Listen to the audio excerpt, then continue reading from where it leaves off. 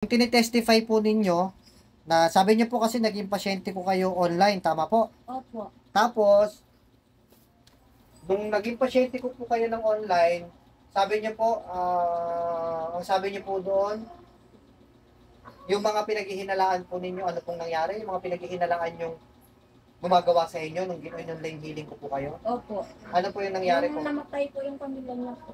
Okay. Tapos, yung kapatid niya na po, yung nila ako, pinagsasamahan nila ako na apin ako. Pinagtutulungan, yes. Tapos, yun nga, nakalabas lang ng hospital almost 3 months na po.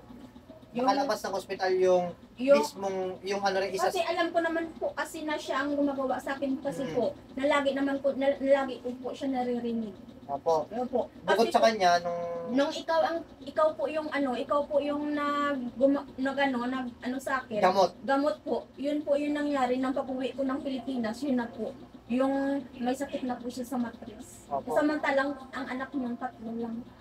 Opo, wala namang mga sakit yung pero yun lang talaga kasi nga siya lang naman talaga yung ko kasi nga yun nga siya lagi nang-aapi sa akin. Kumbaga siya talaga yung tulungan nila ako. Opo, siya yung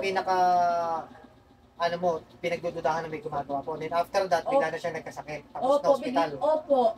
After ko kayo gamutin. Nung 3 months na po ako sa may Pilipinas, dito sa Pilipinas po, yun na po. Nung tinanggal na po yung matris niya.